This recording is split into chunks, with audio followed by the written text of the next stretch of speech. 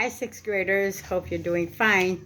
I'm going to read you a story called My Friend Flicka by Mary O'Hara. So let's begin. Report cards for the second semester were sent out soon after school closed in mid-June. Kenny's was a shock to the whole family. If I could have a colt all for my own, said Kenny, I might do better. Rob McLaughlin glared at his son. Just as a matter of curiosity, he said, how do you go about it to get a 0 in an examination? 40 in arithmetic, 17 in history, but a 0, just as one man to another. What goes on in your head?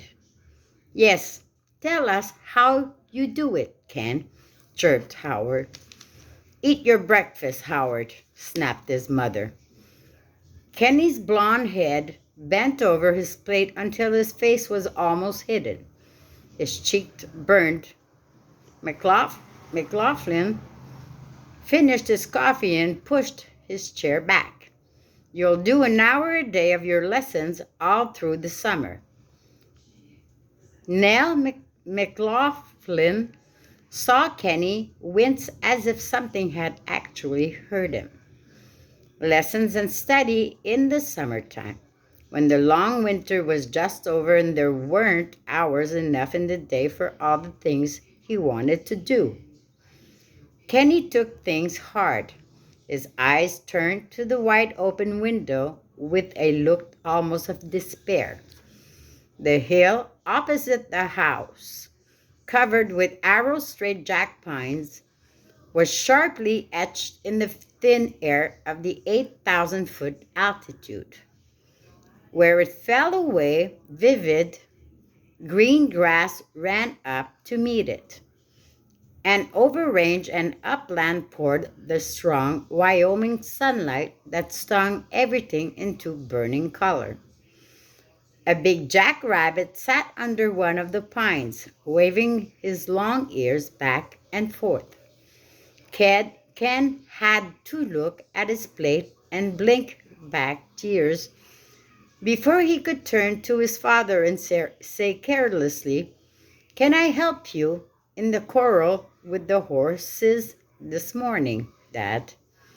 You'll do your studying every morning before you do anything else. And McLaughlin, scared boots and heavy spurs clattered across the kitchen floor. I'm disgusted with you. Come, Howard. Howard strode after his father, nobly refraining from looking at Kenny. Help me with the dishes, Kenny, said Nell McLaughlin as she rose, tied on a big apron, and began to clear the table. Kenny looked at her in despair. She poured steaming water into the dishpan and set him for the soap powder. If I could have a colt, he muttered again. Now get busy with that dish towel. Ken, it's 8 o'clock. You can study till 9 and then go up to the corral. They'll still be there. At supper that night, Kenny said, But Dad, Howard had a colt all of his own when he was only 8, and he trained it and schooled it all himself. And now he's 11, and Highboy is 3, and he's riding him. I'm 9 now, and even if you did give me a colt now, I couldn't catch up to Howard because I couldn't ride it till it was a 3-year-old, and then I'd be 12. Nell laughed. Nothing wrong with that arithmetic. But Rob said Howard never gets less than 75 average at school and hasn't disgraced himself and his family by getting more, excuse me, I can't say the word, the darn it, than other boy of his class. Kenny didn't answer.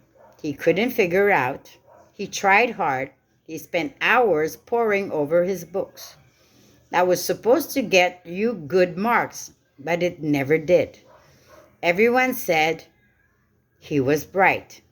Why was it that when he studied, he didn't learn? He had a vague feeling that perhaps he looked out the window too much, or looked through the walls to see clouds and sky and hills, and wonder what was happening out there. Sometimes it wasn't even a wonder, but just a pleasant, drifting feeling of nothing at all, as if nothing mattered, as if there was always plenty of time, as if the lessons wouldn't get done themselves. And then the bell would ring and the study period was over. If he had a cold, when the boys had gone to bed that night, Nell McLaughlin sat down with her overflowing mending basket and glanced at her husband. He was at his desk as usual, working on account books and inventories. Nell threaded a darning needle and thought, it's either that whacking big bill from the vet for the mare that died, or the last half of the tax bill. It didn't seem just the auspicious moment to plead Kenny's cause. But then, these days, there was always a line between Rob's eyes and a harsh note in his voice. Rob, she began. He flung down his pencil and turned around. Hang that law, he explained. What law? The state law that puts high taxes on pedigreed stock. I'll have to do as the rest of them do. Drop the papers. Drop the papers? But you'll never get decent prices if you don't have registered horses. I don't get decent prices now, but you will someday if you don't drop the papers. Maybe. He bent again over the desk. Rob thought Nell was a lot like Kenny himself. He set his heart, oh how stubbornly he set his heart on just some one thing he wanted above everything else. He had set his heart on horses and ranching way back when he had been a crack rider at West Point. And he had resigned and thrown away his army career just for the horses. Well, he'd got what he wanted. She drew a deep breath, snipped her thread, laid down the sock, and again looked across at her husband as she unrolled another length of darning cotton. To get what you want is one thing, she was thinking. The 300-acre ranch and the 100 head of horses. But to make it pay, for a dozen or more years they had been trying to make it pay. People said ranching hadn't paid since the beef baron ran their herds on public land. People said the only prosperous ranchers in Wyoming were the dude ranchers. People said. But suddenly she gave her head a little rebellious gallant shake. Rob would always be fighting and struggling against something, like Kenny, perhaps like herself too. Even those first years when there was no water piped into the house, when every day brought a new difficulty or danger, how she had loved it, how she still loved it. She ran the darning ball into the toe of a sock, Kenny's sock. The length of it gave her a shock. Yes, the boys were growing up fast. And now Kenny and the colt. After a while, she said, give Kenny a colt, Rob. He doesn't deserve it. The answer was short. Rob pushed away his papers and took out his pipe. Howard's too far ahead of him, older and bigger and quicker, and his wits about him. And Ken doesn't half try, doesn't stick at anything. She put down her sewing. He's crazy for a colt of his own. He hasn't had another idea in his head since you gave Highboy to Howard. I don't believe in bribing children to do their duty. Not a bribe, she hesitated. No, what would you call it? She tried to think it out. I just have the feeling Ken isn't going to pull anything off, and her eyes sought Rob's. It's time he did. It isn't the school marked alone, but I just don't want things to go on any longer with Ken never coming out at the right end of anything. I'm beginning to think he's just dumb. He's not dumb. Maybe a little thing like this, if he had a colt of his own, trained him, rode him. Rob interrupted. But it isn't a little thing, nor an easy thing to break and school a colt the way Howard has schooled Highboy. I'm not going to have a good horse spoil my Ken's careless ways. He goes wool gathering. He never knows what he's doing, but he'd love a colt of his own, Rob. If he could do it, it might make a big difference in him. If he could do it, but that's a big if. At breakfast next morning, Kenny's father said to him, "When you've done your studying, come out to the barn. I'm going in the car up to section 21 this morning to look over the broad mares. You can go with me." "Can I go too, Dad?" cried Howard. McLaughlin frowned at Howard. "You turned Highboy out last evening with dirty legs." Howard wriggled. "I groomed him." "Yes, down to his knees. He kicks. And whose fault is that? You don't get on his back again until I see his legs clean."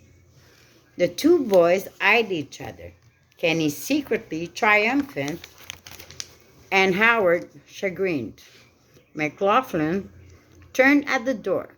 "And Ken, a week from today, I'll give you a colt. Between now and then, you can decide what one you want." Kenny shouted out of his chair and stared at his father. A spring colt, Dad, or a yearling?"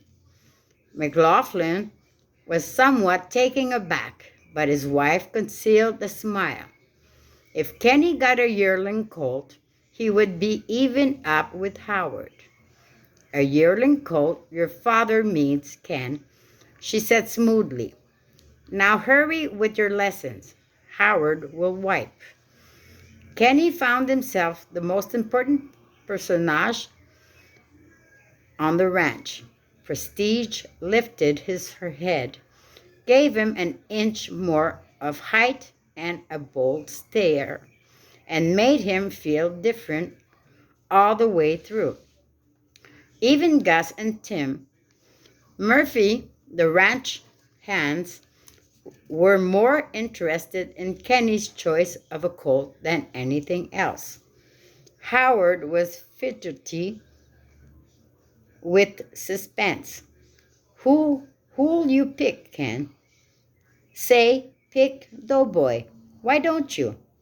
Then when he grows up, he'll be sort of twins with mine in his name anyway. Doughboy, Howboy, see?" The boys were sitting on the worn wooden step of the door which led from the tack room into the corral, busy with rags and polish, shining their bridles. Ken looked at his brother with scorn. Doughboy would never have half of Highboy's speed. Lassie, then, suggested Howard. She's black as ink, like mine, as she'll be fast. That says lassies never go over 15 hands. Nell McLaughlin saw the change in Kenny and her hopes rose. He went to his books in the morning with determination and really studied. A new alertness took the place of the daydreaming. Example in arithmetic were neatly written out, and as she passed his door before breakfast, she often heard the monotonous drone of his voice as he read his American history aloud.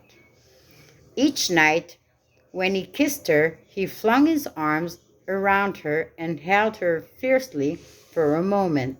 Then, with a winsome and blissful smile into her eyes, turned away to bed. He spent days inspecting the different bands of horses and colts. He sat for hours on the corral fence, very important, chewing straws.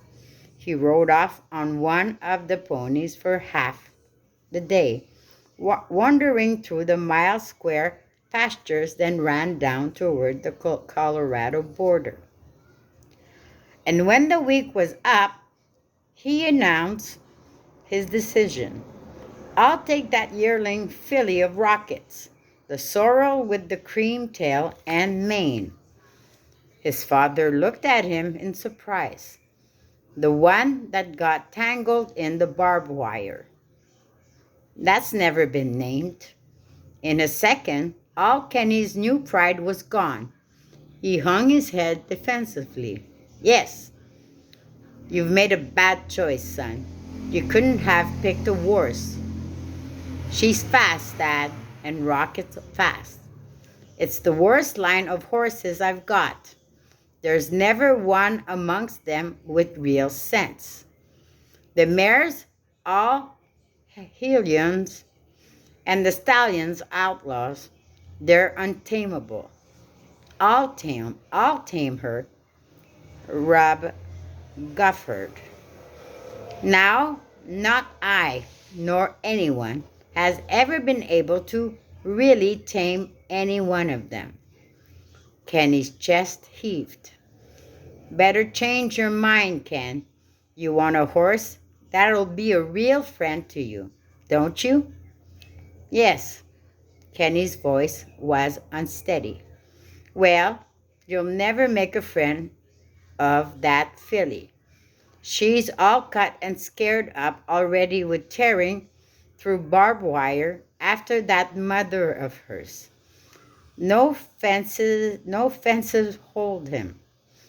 I know, said Kenny, still more faintly.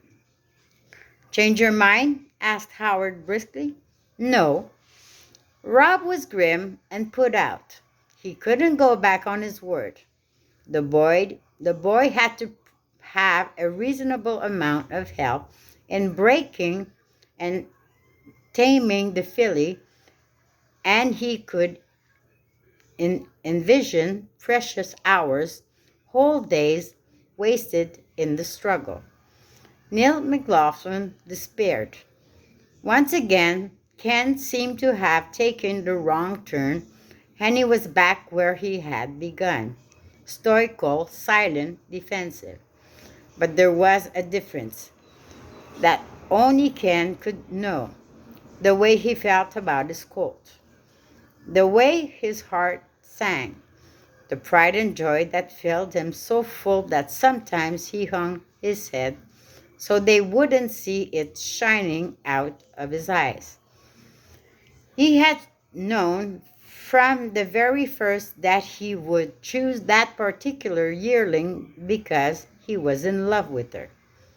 The year before, he had been out working with Gus, the big Swedish ranch hand, on the irrigation ditch when they had noticed Rocket standing in a gully on the hillside, quiet for once, and eyeing them cautiously.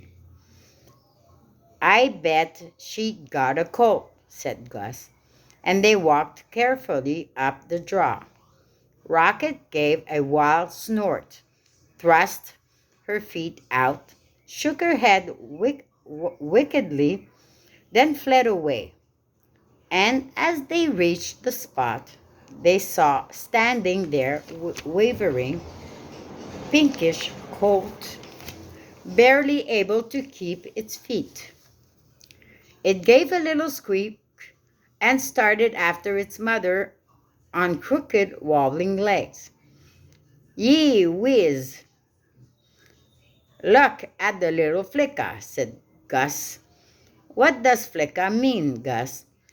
"Swedish for little girl, Ken. Ken announced at supper. You said she'd never be named. I've named her. Her name is Flicka."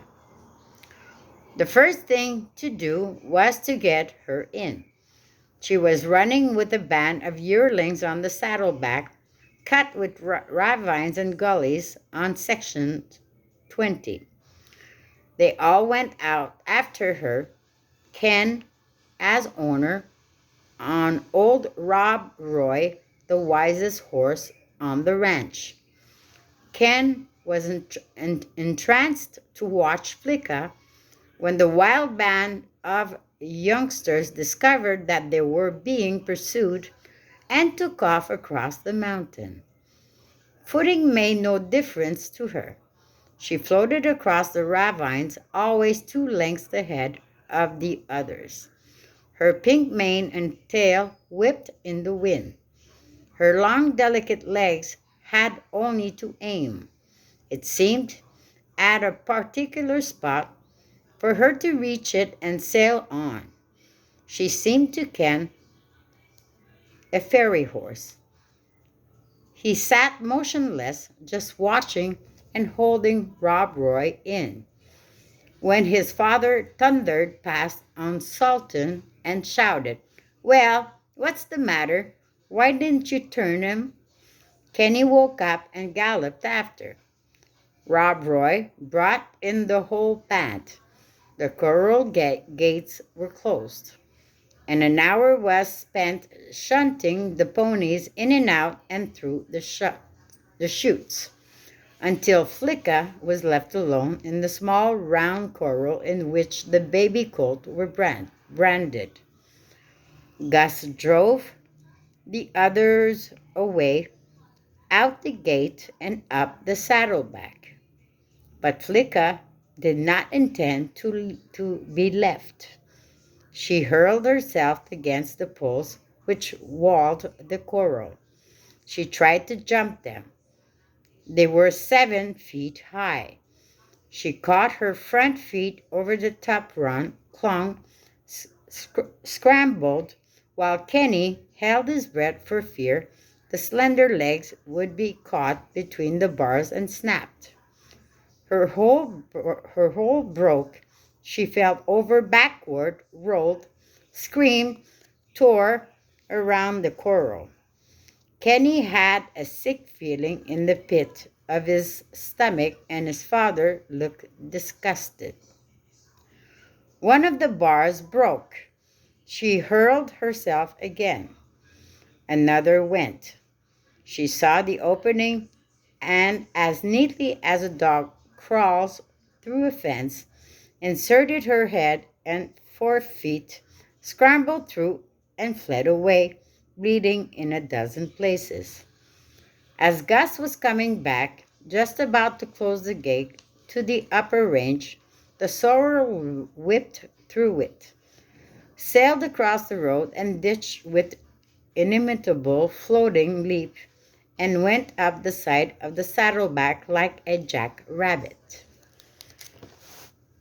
From way up the mountain, Gus heard excited whinnies as she joined the band he had just driven up, and the last he saw of them, they were strung out along the crest running like deer. "Yee whiz!" said Gus, and stood motionless and staring until the ponies had disappeared over the ridge. Then he closed the gate, remounted Rob Roy, and rode back to the corral. Rob McLaughlin gave Kenny one more chance to change his mind. Last chance, son. Better pick a horse that you have some hope of riding one day. I'd have got rid of this whole line of stock if they weren't so fast that I've had the full idea that someday there might turn out one gentle one in the lot, and I'd have a race horse. But there's never been one so far, and it's not going to be Flicka. It's not going to be Flicka, chanted Howard. Perhaps she might be gentled, said Kenny, and Nell, watching, saw that although his lips quivered, there was fanatical determination in his eyes. Ken, said Rob, it's up to you. If you say you want her, we'll get her, but she wouldn't be the first of that line to die rather than give in. They're beautiful and they're fast. But let me tell you this, young man, they're loco. Kenny flinched under his father's direct glance. If I go after her again, I'll not give up whatever comes. Understand what I mean by that? Yes. What do you say? I want her. They brought her in again. They had better luck this time. She jumped over the Dutch half door of the stable and crashed inside. The men slammed the upper half of the door shut and she was caught. The rest of the band were driven away, and Kenny stood outside of the stable listening to the wild hoofs beating, the screams, the crashes. His Flicka inside there.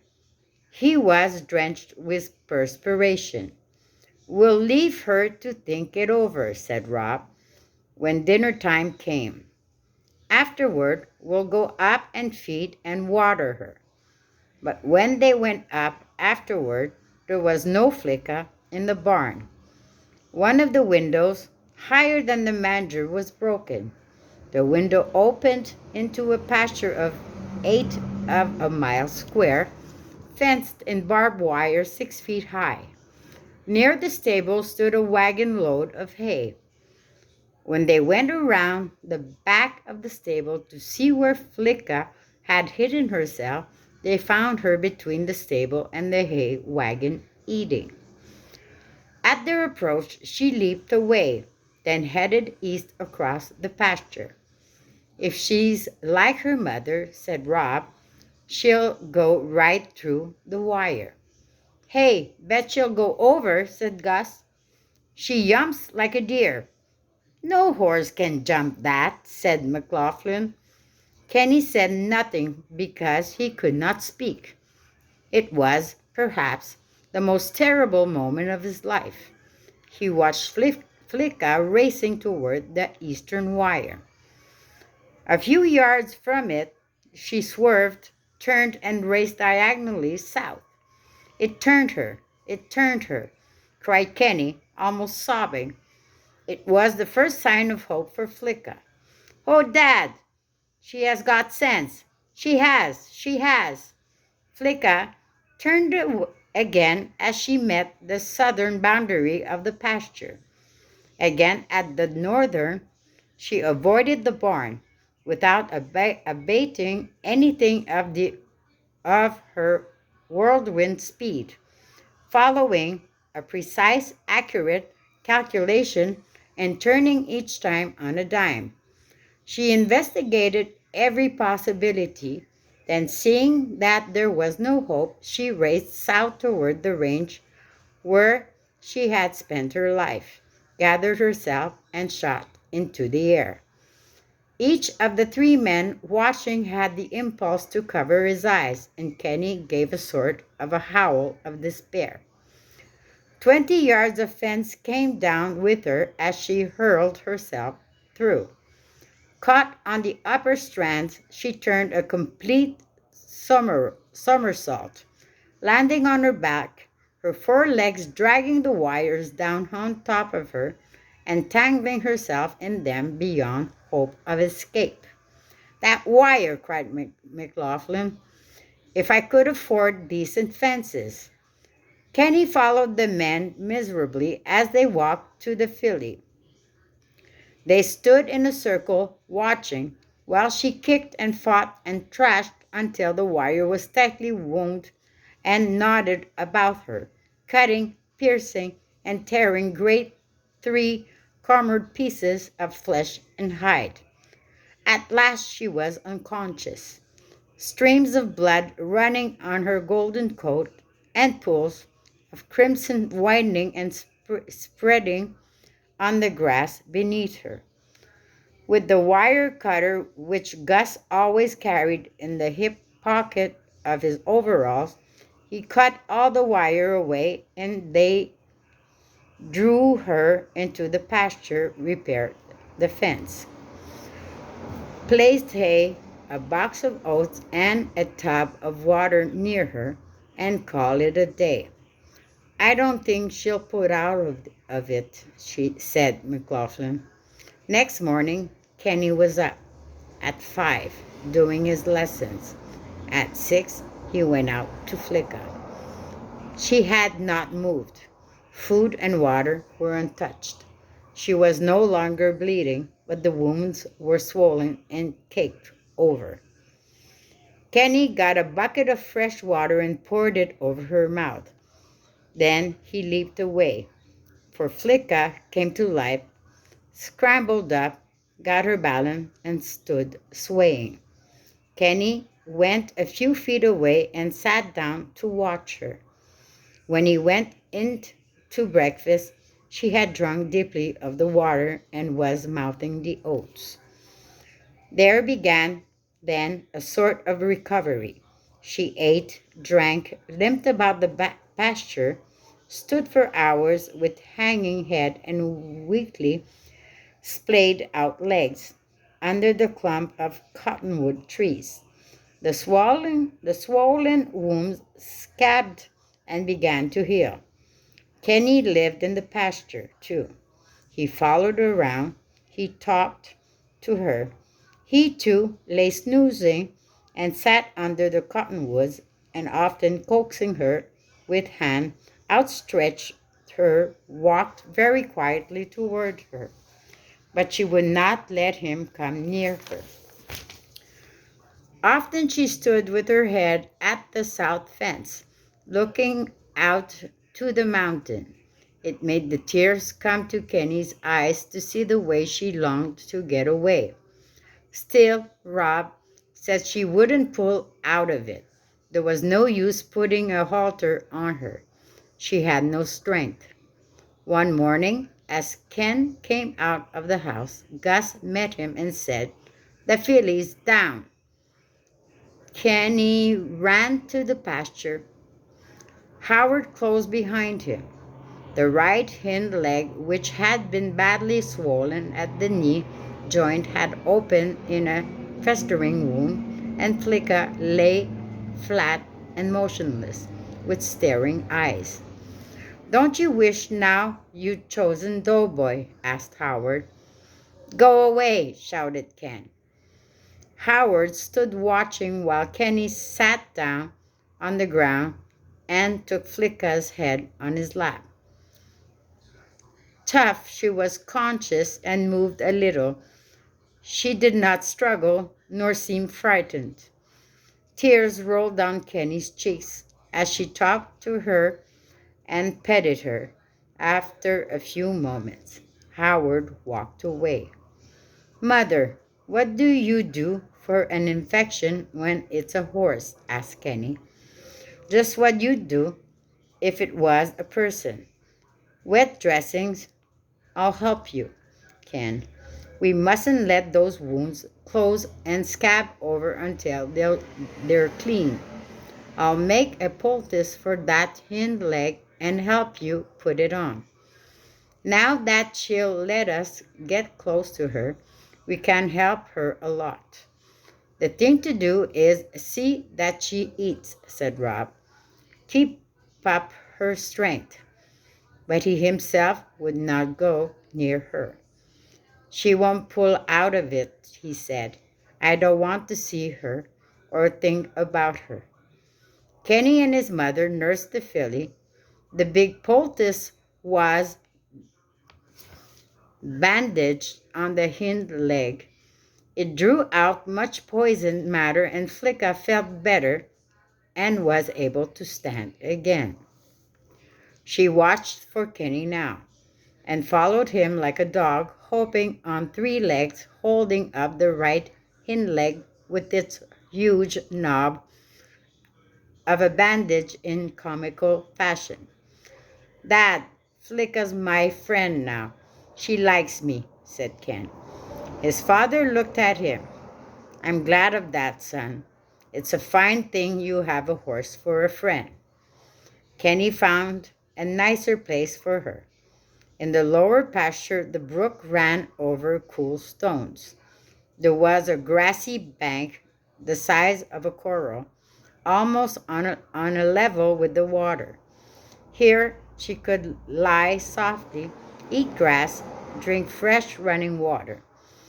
From the grass, a 20-foot hill sloped up, crested with overhanging trees.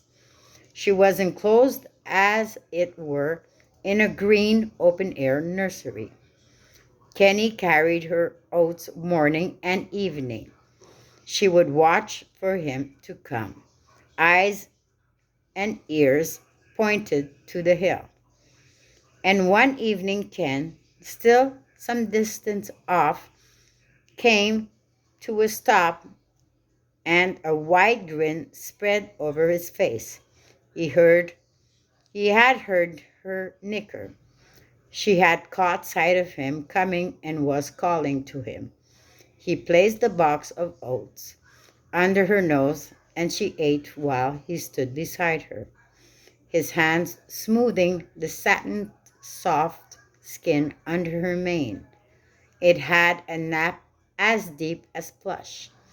He played with her long, cream-colored tresses, arranged her forelock neatly between her eyes. She was a bit dish-faced, like an Arab, with eyes set apart, far apart. He lightly groomed and brushed her while she stood turning her head to him whichever way he went. He spoiled her. Soon she would not step to the stream to drink, but he must hold a bucket for her, and she would drink, then lift her dripping muzzle, rest it on the shoulder of his blue chambray shirt, her golden eyes dreaming off into the distance, then daintily dip her mouth and drink again. When she turned her head to the south and pricked her ears and stood tense and listening, Ken knew she heard the other colts galloping on, on the upland. You'll go back there someday, Flicka, he whispered. You'll be 3 and I'll be 11. You'll be so strong you won't know I'm on your back, and we'll fly like the wind. We'll stand on the very top where we can look over the whole world and smell the snow from the never summer range. Maybe we'll see antelope. This was the happiest month of Kenny's life. With the morning, Flicka always had new strength and would hop three-legged up the hill to stand broadside to the early sun, as horses love to do. The moment Ken woke, he'd go to the window and see her there. And when he was dressed and at his table studying, he sat so that he could raise his head and see Flicka. After breakfast, She would be waiting for him and the box of oats at the gate, and for Neil McLaughlin with fresh bandages and the buckets of disinfectant. And all three would go together to the brook, Flicka hopping along ahead of them as if she was leading the way. But Rob McLaughlin would not look at her. One day, all the wombs were swollen again. Presently, they opened one by one, and Kenny and his mother made more poultices. Still, the little filly climbed the hill in the early morning and ran about on three legs. Then she began to go down in flesh, and almost overnight wasted away to nothing. Every rib showed. The glossy hide was dull and brittle, and was pulled over the skeleton as if she was a dead horse. Gus said, "It's the fever. It burns up her flesh. If you could stop the fever, she might get well." McLaughlin was standing in his window one morning and saw the little skeleton hopping about three-legged in the sunshine, and he said, "That's the end. I won't have a thing like that on my place."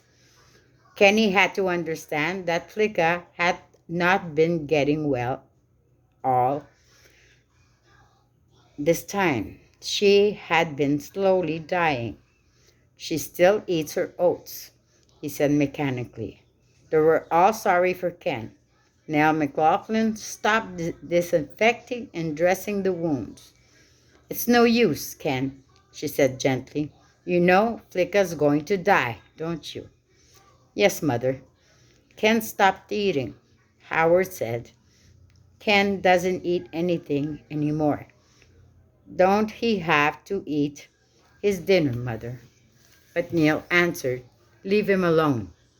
Because of the shooting of wounded animals is all in the day's work on the western plains and sickening to everyone."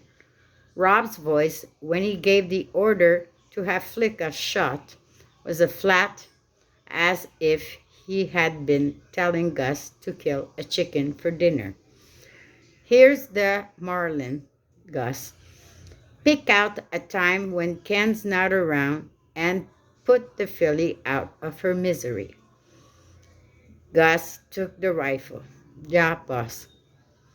Ever since Ken had known that Flicka was to be shot, he had kept his eyes on the rack which held their firearms. His father allowed no firearms in the bunkhouse. The gun rack was in the dining room of the ranch house, and going through it to the kitchen 3 times a day for meals. Ken's eyes scanned the weapons to make sure that they were all there. That night, they were not all there.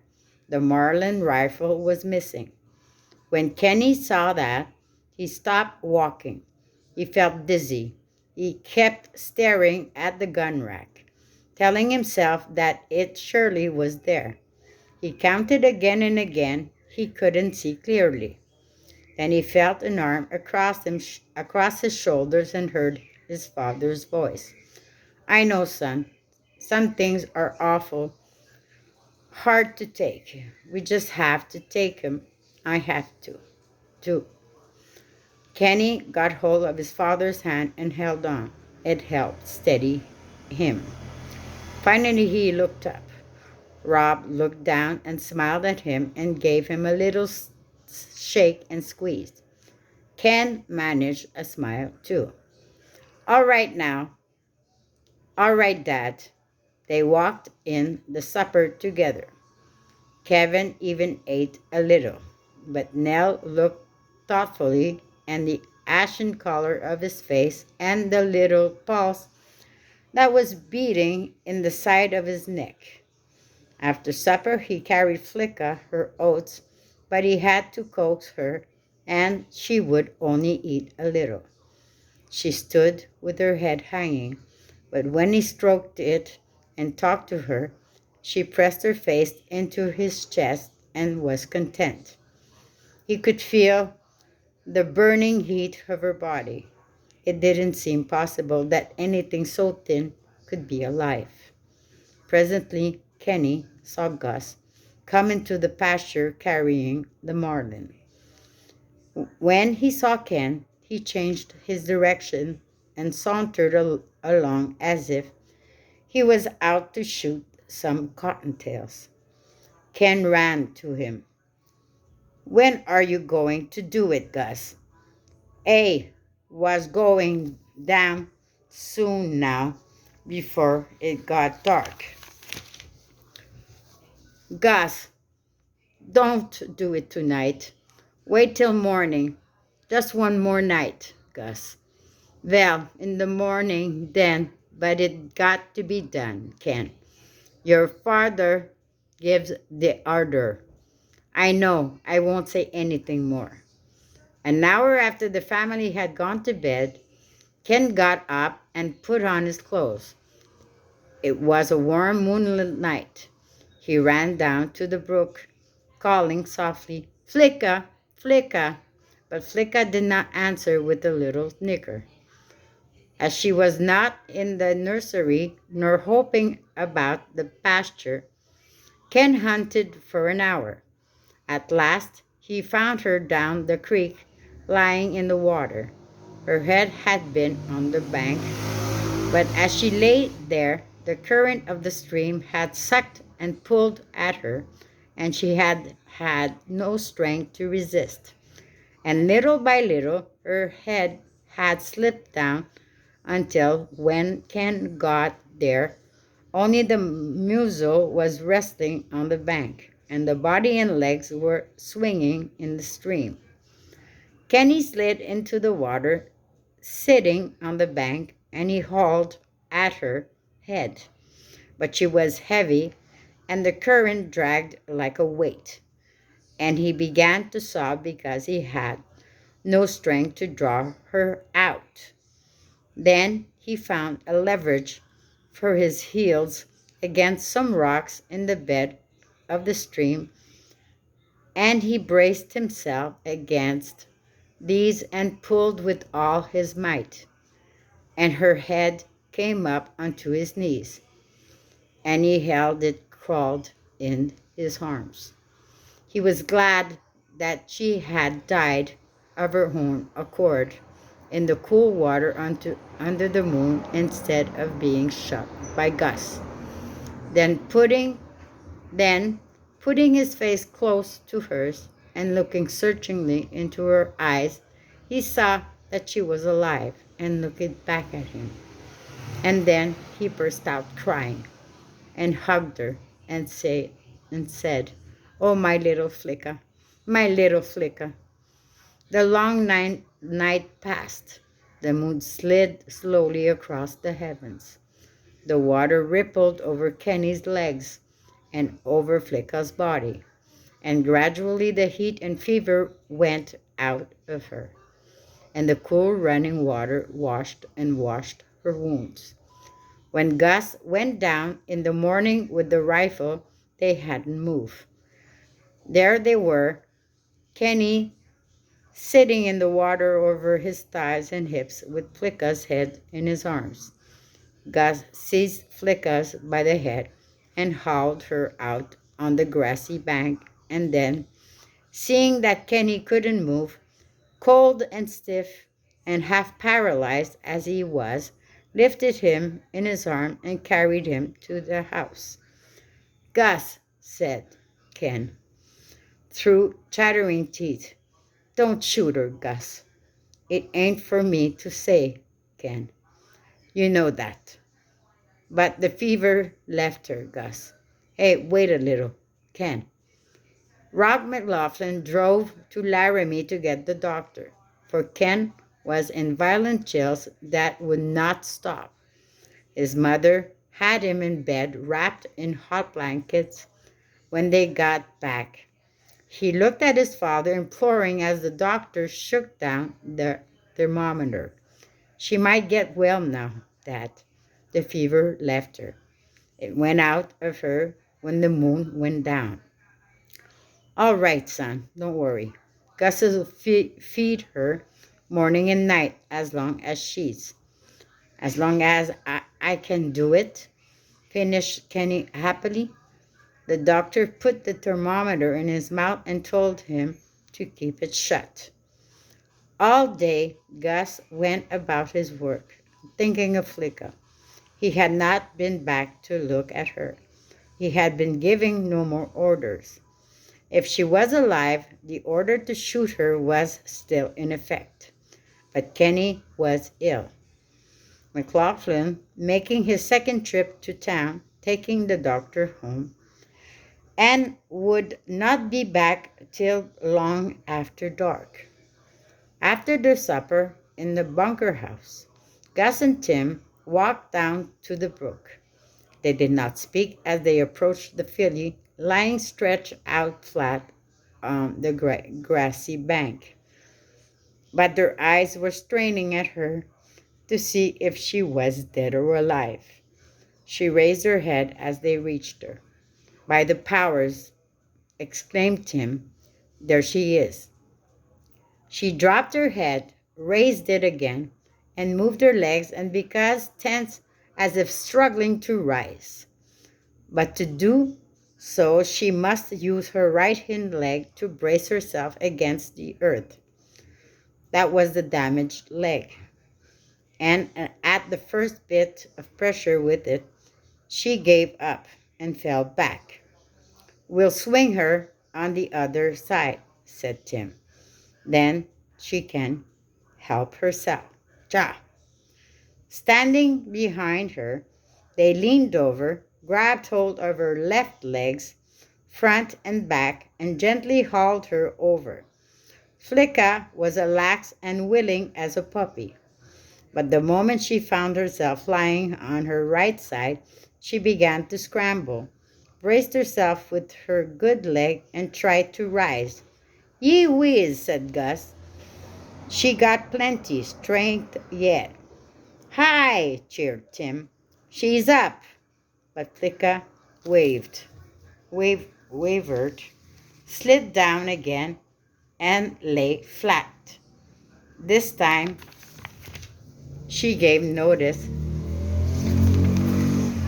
that she would not try again by heaving a deep sigh and closing her eyes. Gus took the pipe out of his mouth and thought it over. Orders or no orders, he would try to save the filly. Ken had gone too far to be let down. "I'm going to rig a blanket sling for her, Tim, and get her on her feet and keep her up." There was bright moonlight to work by. They brought down the post-hole digger and set two aspen poles deep into the ground, either side of the filly, then with ropes attached to the blanket, hoisted her by a pulley. Not all disconcerted, she rested comfortably in the blanket under her belly, touched her feet on the ground, and reached for the bucket of water Gus held for her. Kenny was sick a long time. He nearly died, but Flicka picked up. But Flicka picked up. Every day Gus passed the word to Nell, who carried it to Ken. "She's clearing up her oats. She's out of the sling. She bears a little weight on that bad leg." Tim declared it was a real miracle. They argued about it, eating their supper. "Nah," said Gus. "It was the cold water washing the fever out of her. And more than that, it was Ken. You think it don't count. All night that boy sit there and says, 'Hold on, Flicka. I'm here with you. I'm standing by two of us together.'" Tim stared at Gus without answering while he thought it over. In the silence, a coyote yapped far off on the plains, and the wind made a rushing sound high up in the jack pines on the hill. Gus filled his pipe. Sure, said Tim finally. Sure, that's it.